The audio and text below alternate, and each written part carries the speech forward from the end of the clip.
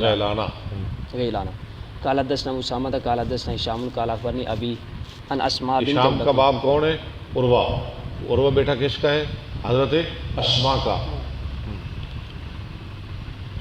ان اسماء بنت ابی بکر قال تزوجني الزبير اسماء بنت بکر کہتی ہیں کہ شادی کی کر لی میرے ساتھ زبیر نے، وما له في الارض من مال، اور نہیں تھا اس کے لیے فی الارض جی، زمین میں کوئی مال، ولا مملوک ولا شيء، اور نہ غلام اور نہ کوئی اور چیز، غیر نازح نازہن بغیر فارسی، علاوہ ایک گھوڑے کے اور ایک اونٹ کے. صرف گھوڑا تھا اور ایک پانی لانے والا اونٹ تھا اور کچھ بھی نہیں تھا زبیر کے پاس.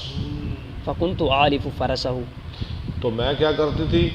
میں چارہ ڈالتی اس کے گھوڑے کو. یعنی عورتیں باہر کا کام کر رہی ہیں. اللہ عالف فرس واستقل ما، واستقل ماء، اور میں لاتی تھی پانی، گھوڑے کو بھی چارہ ڈالتی، پانی بھی لاتی، واخرج غربه، اور میں سیتی اس کا ڈول، پانی لانے والا ڈول جب وہ پھٹ جاتا تو میں خود ہی سی لیتی.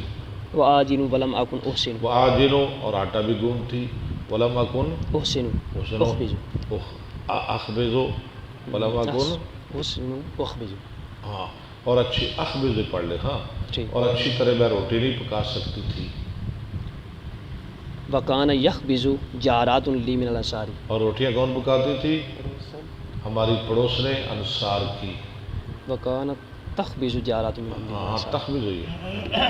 وکن نسوۃ صدق، اور وہ کیسی عورتیں تھیں؟ وہ بہت سچی اور اچھی عورتیں تھیں. اللہ تعریف کر رہی ہے اپنی اگواڑنا دی، بڑی اچھی چنگیاں عورتیں سن.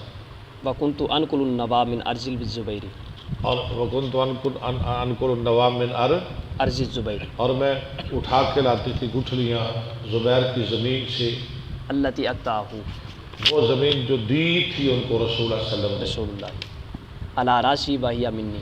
کیسے لاتی تھی گٹھلیاں؟ علی راسی، اپنے سر پر، سر تے چوک کے لے آدھی صاحب.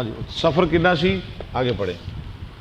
وہی منی علی سلوسی فسخن، اور وہ 2 میل پر تھا. وہ زمین کتنی دور تھی؟ 2 میل. یعنی فرسخ کے 2 تھے، ایک فرسخ 3 میل کا ہوتا ہے نا، تو 2 تہائی 2 میل ہو گئے. یعنی کتنا سفر تھا؟ 2 میل.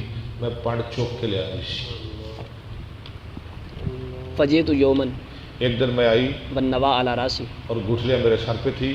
فلقیت رسول اللہ، تم مجھے ملے، میں ملی رسول اللہ علیہ وسلم کو، راستے میں ملاقات ہو گئی.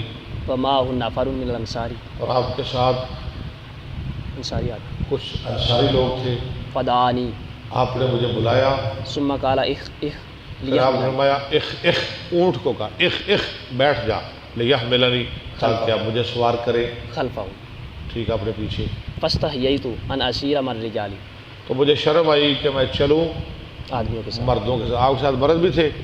میں شرما گئی، وذکرت الزبیر اور میں نے ذکر کیا اس بات کا زبیر کے لیے، وغیرتہ، اور مجھے یاد آ گئے زبیر اور ان کی غیرت. یہ معنی کیا کر رہے ہیں؟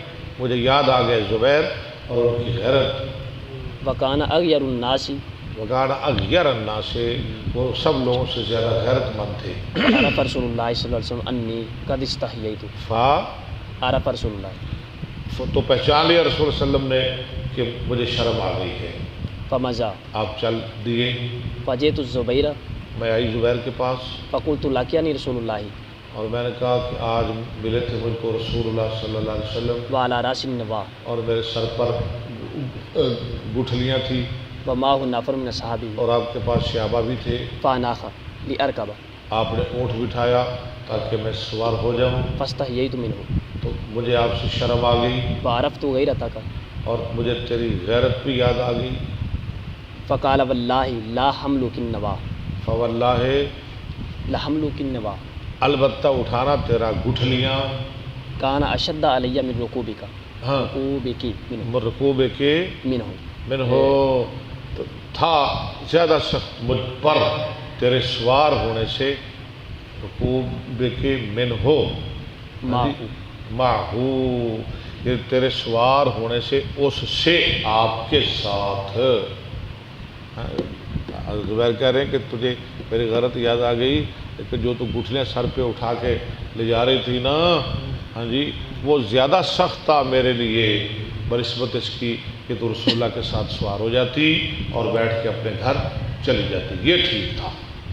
قالت حتی ارسل الی ابو بکر اسما کہتی بعد ہیں ذالک، یہاں تک کہ ارسل علیہ ابو بکر، بعد ذالک، ہاں جی، بعد ذالک بخادم، یہاں تک کہ اس کے بعد بھیج دیا میرے پاس ابو بکر نے ایک خادم یکفینی سیاست الفرس، جو کافی ہو گیا مجھ کو گھوڑے کی دیکھ بھال کرنے کے لیے.